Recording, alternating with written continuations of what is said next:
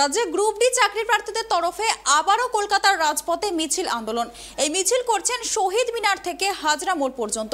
পুলিশের কাছে এই মিছিলের অনুমতি চাওয়া হলেও পুলিশ অনুমতি না দেওয়ায় কলকাতা হাইকোর্টের দ্বারস্থ হন এই বঞ্চিত চাকরি প্রার্থীরা। তারপরে আদালতের অনুমতি ক্রমে এই মিছিল করছেন তারা। কথা বলে নেবার চেষ্টা করব তাদের সঙ্গে।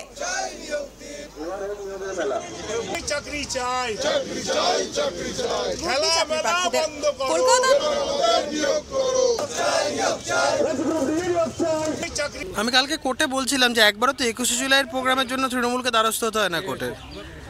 শুধুমাত্র মানে যারা সরকারের কিছু অপকীর্তি নিয়ে যারা সরব হয়, যারা সরকারের কাছে ন্যায্য দাবি দাবা নিয়ে আন্দোলন করে বা বিরোধী রাজনৈতিক দলের কর্মীরা, তাদেরকেই কেন শুধুমাত্র আসতে হয় কোর্টের কাছে।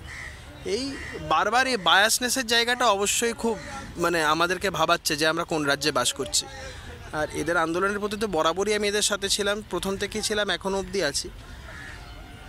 হাতে আজকে বল নিয়ে মিছিল করছে এরা।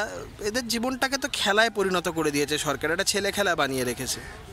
আমি খুব সাধুবাদ জানাবো এদেরকে যে এতদিন ধরে ধৈর্য রেখে এরা আন্দোলন করছে, গণতান্ত্রিক পদ্ধতিতে আন্দোলন করছে। মানুষের ধৈর্যের সীমা থাকে, একটা সরকার ভুলে যাচ্ছে। দেখুন, আমরা প্রায় 2017 সাল থেকে লেখা পরীক্ষা এবং ইন্টারভিউতে কোয়ালিফাই হয়েছি, কিন্তু তা সত্ত্বেও মাননীয় মুখ্যমন্ত্রীর নিজস্ব দপ্তর West Bengal group D recruitment board, সেখান থেকে আমাদের নিয়োগ দেওয়া হচ্ছে না। সেই বঞ্চনার প্রতিবাদে আমরা এখানে মিলিত হয়েছি শান্তিপূর্ণভাবে। আমাদের দাবিটা মাননীয় মুখ্যমন্ত্রী দৃষ্টিগোচর করার জন্য। আমাদের খেলা নয়, নিয়োগ চাই। সেখানে আমাদের দাবিটা তুলে ধরার চেষ্টা করব। খুব দুঃখের বিষয়, আমাদেরকে নিয়ে খেলা হয়েছে।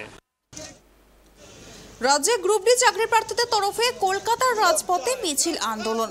এই মিছিল করছেন শহীদ মিনার থেকে হাজরাপুর পর্যন্ত। গ্রুপ ডি চাকরি প্রার্থীদের দাবিতে তাদের এই মিছিল। বিস্তারিত জানবো, আমাদের সাথে টেলিফোন লাইনে রয়েছে আমাদের প্রতিনিধি অপ্রদীপ। অপ্রদীপ, তোমার থেকে যে বিষয়টা জানতে চাইবো, যে নিয়োগের দাবিতে আবারও পথে নামলো গ্রুপ ডি চাকরি প্রার্থীরা, কি জানাচ্ছেন তারা? জানাও আমাদেরকে একটু বিস্তারিত। দেখো তৃপ্তি, যেটা তোমাকে প্রথমেই বলে রাখবো, এই যে রাজ্যের গ্রুপ ডি চাকরি প্রার্থীরা রয়েছেন, যারা বঞ্চিত হয়ে রয়েছেন, তারা শহীদ মিনারের বাংলোতে প্রায় 300 দিনেরও অধিক ধরে আন্দোলন মিছিল চালিয়ে চলেছেন, বিক্ষোভ অবস্থান করে চলেছেন। তারা আজকে আবারও রাস্তায় নামলেন। তারা কলকাতার শহীদ মিনার থেকে হাজরা মোড় পর্যন্ত মিছিল করেছেন। তারা চেয়েছিলেন মুখ্যমন্ত্রীর বাড়ি পর্যন্ত, কালীঘাট পর্যন্ত মিছিল করতে, কিন্তু পুলিশ তাদের অনুমতি দেয়নি সেই মিছিলের। তারপরে আমরা যেটা দেখতে পাই, কালকে কলকাতা হাইকোর্টের দ্বারস্থ হন এই চাকরি প্রার্থীদের তরফে আইনজীবী কৌস্তব বাগচি। কলকাতা হাইকোর্টের তরফ থেকে অনুমতি দেওয়া হয় হাজরা মোড় পর্যন্ত। এই মিছিল এখনো পর্যন্ত চলছে, যেটা আমরা জানতে পারছি। যেটা আমরা দেখতে পাচ্ছি যে এই চাকরি প্রার্থীরা হাতে ফুটবল নিয়ে তারা মিছিল করছেন। তাদের একটাই স্লোগান, আর খেলা নয়, এবার নিয়োগ চাই। নিয়োগ আর কতদিন ধৈর্য ধরে তাদের থাকতে হবে, এই নিয়েই তারা আবারও রাস্তায় নামলেন। তারা বলছেন যে তাদের আর কতদিন অপেক্ষা করতে হবে। তারা দীর্ঘ 300 দিনেরও উপর হয়ে গেল তারা এই দাবিতে শহীদ মিনারে অবস্থান বিক্ষোভ চালিয়ে যাচ্ছেন। বারবার মুখ্যমন্ত্রীর কাছে আবেদন করা সত্ত্বেও, বারবার মিছিল আন্দোলন করা সত্ত্বেও, বারবার তারা হাইকোর্টে গেছেন, কলকাতা হাইকোর্টে গেছেন নিয়োগের দাবিতে, কিন্তু তাদের কোনোভাবে নিয়োগ করা হচ্ছে না। এই নিয়েই তারা এখনো পর্যন্ত মিছিল চালিয়ে যাচ্ছেন, এখনো পর্যন্ত তাদের আন্দোলন চালিয়ে যাচ্ছেন। তৃপ্তি, ধন্যবাদ অপ্রদীপ আমাদেরকে এই বিষয়ে বিস্তারিত জানানোর জন্য। আবারও জানিয়ে রাখি, রাজ্যে গ্রুপ ডি চাকরি প্রার্থীদের আবারও কলকাতার রাজপথে মহা মিছিল।